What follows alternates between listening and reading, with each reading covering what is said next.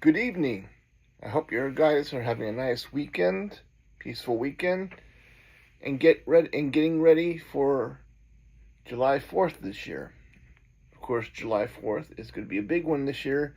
250 years since the United States declared its independence into the world. Now, I know some people are saying, what's there to celebrate? We have a controversial president at home, wars abroad. Well, if you go back to 1976, it was no easy time when the bicentennial happened.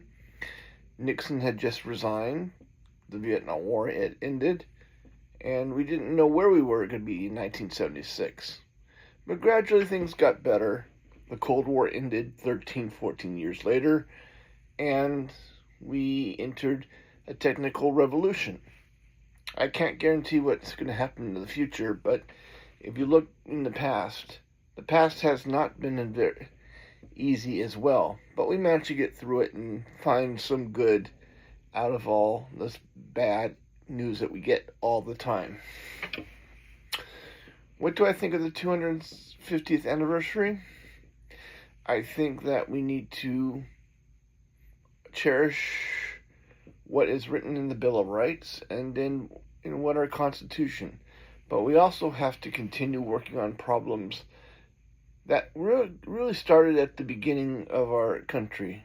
Of course, one of them, of course, is the race issue, because no matter how much people can deny it, slavery has never left. For a large amount of people, slavery left a very bad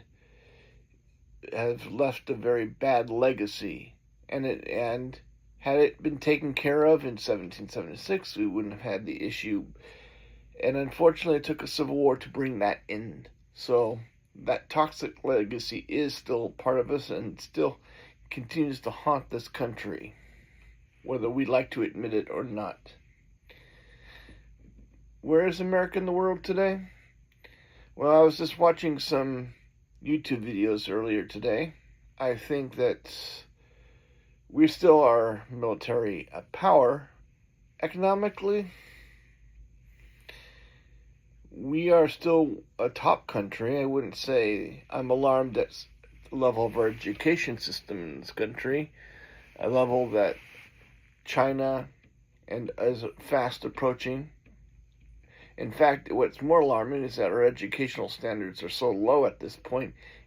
Teachers are quitting, and it's just the fact that we neglect our education system and no one seems to care is a very troubling situation, and it will harm us in the future unless something is done about it.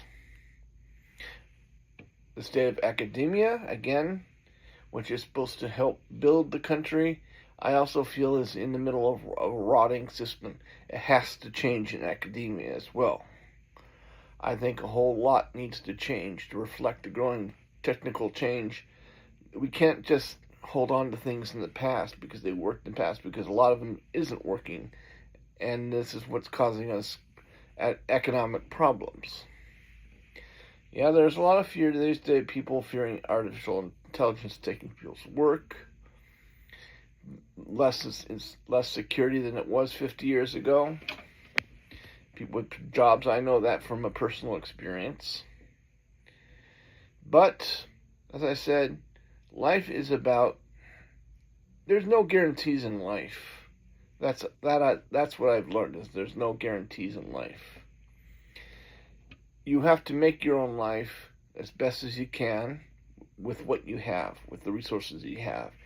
And I believe, the one thing about this country I do believe, is that we are strong enough to where we can work together to deal with our problems in a way that makes our country stronger. That's my commentary for tonight.